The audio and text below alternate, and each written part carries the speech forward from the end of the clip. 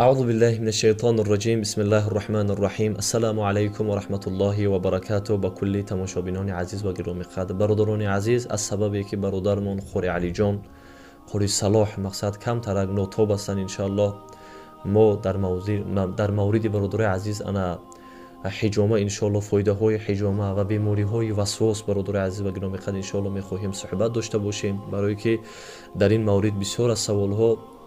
چگونه که عزیزان دل میدونیم نبی اکرم صلی الله علیه و سلم امر کردگی هستند ما و شما را برای حجامه گرفتن برای سلامتی ما برادر عزیز و گرامی قدر حفظ نمودن چگونه که رسول الله ما را امر کردن به کارهای نیک و بشارت دادن ان شاء الله به جنت همون گونه برادر عزیز رسول الله صلی الله علیه و سلم نیز طبیب هم نیز بودن که ما را امر کردن چه عزیزان دل به حجامه گرفتن و به عسل خوردن برادر عزیز و گرامی قدر الخصوص عسل رو شبها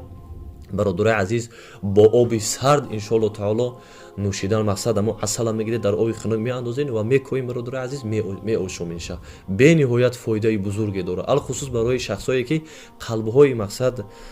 سلابی دارن ان شاء الله به نهایت فایده خوب است و حجامه برادر عزیز و گرامی قدر که امروز اکثریت اپا و خواهران و برادران در بیماری های وسواسی گرفتارن وسواس برادر عزیز سه گونه میشه فقط ما اینجا سه گونه شه با چند گروه ها تقسیم میشه برادر عزیز ما فقط سه تاشه میگیم که در بین مردم زیاده یکم وسواس خودکشی دوم وسواس گمان های بد نسبت خدا و پیغمبر و سوم برادر عزیز وسواس بیماری که تو وسوسه میکنه که تو فلان جد بیماره و وسوسه میکنه نسبت خدا و پیغمبر در سر انسان گمان های بد میبیاره البته برادر عزیز این ان شاء الله برای شما گناه نویسنده نمیشه برادر عزیز فقط وقتی که در معنی شما یعنی در فکر شما گمان های بد که میبیاد زود همین نسبت خدا زود سوره اخلاص سوره قل هو الله بخونی برادر عزیز و گرامی قدر و ان شاء الله حجامه بگیرین الله برکتتون بده همه وقت ان شاء الله حجامه گرفتن را برای خودتون حتمی بدونید زیرا این سخن رسول الله صلی الله علیه و سلم است و رسول الله یگان وقت برادر عزیز هیچ چیزی را از آسمان نمیگفتن و ما ينطق عن الهوا ان هو الا وحی یوحى هر چیزی که رسول الله میگه برادر عزیز از هوا و هوسش یا ای پیش خودش ای فکری خودش ای بافته های خودش نمیگفت بلکه وحی بود از جانب الله سبحانه و تعالی به نبی اکرم صلی الله علیه و سلم برادر عزیز و برادر عزیز یک چیز دیگه به سهم شما میخوایم برسونیم شما قطعا خوشرو بدونین که کی شخصیت و چی شخصیت شما را خون میگیره زیرا اگر خدای نکرده شخصیتی که علمی خون گرفتن رو نداشته باشه شخصی که خون میسپره میتونه در همون لحظه برادر عزیز شاید یک هفته پسش شاید یک ماه پسش برادر عزیز چشمش نابینا بشه و کور بشه برادر عزیز بعدا ان شاء الله شما وقتی که کجای حجامه گرفتن میروین بعد همو برادرها مقصد برای شما بگن که شکمتون تا چه اندازه سیر باشه و تا چه اندازه مقصد شما گرسنه باشه برادر عزیز و گرامی قدر و حتی بعضی خوراک های هست که بعد از خوردن او برادر عزیز و گرامی قدر حجامه گرفتن منع است ان شاء الله او را برادر عزیز بود در یگان ویدیوهای بعدی به اذن الله مهربان برای نوار ان شاء الله فقط به خاطر الله به همین که شما برادر عزیز در حق ما یک دعای خیر کنید و این چیزایی که امروز ما به سهم شما میرسونیم برادر عزیز الحمدلله همش به حجت است و کسی که مقصد حجت میخواه و میخواه که یا در کجا هست و در کجا ثبت شده است ان شاء الله ما برای ایشون میفرستیم الله برکتون بده فقط میگیم که در حق ما دعای خیر داشته باشین و برادرایی که وسواسی مقصد خودشون کشتن و یا اینکه وسواسهای برادر عزیز دارن که وسواسهای فراموش خاطری برادر عزیز البته وسوسه آهسته آهسته به جسم انسان ضرر میرسونه در حالتی که اول وسوسه به روح انسان برادر عزیز در روح انسان وقتی که روح انسان که ناآرام شد عزیزان دل بعدا عصب انسان خراب میشه و الله نگهبان میشه و عصب آهسته آهسته داده به قلب و از قلب به دیگر عضوهای بدن برادر عزیز تاثیرات خودش میرسونه الله برکتون بده به همین خاطر ان شاء الله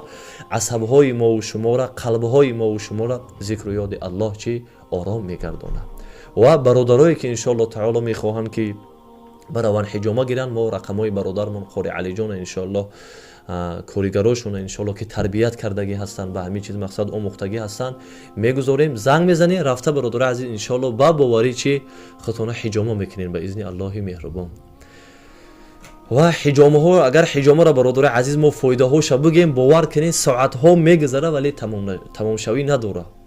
зеро ин чиза расулуллоҳ барои мо ва шумо амр кардан. бародари азиз, якчанд иншоалло фоидаҳоша ба саҳми шумо мерасонем. чизҳое ки имрӯз дар байни мардуми мо бисёр аст. бародари азиз,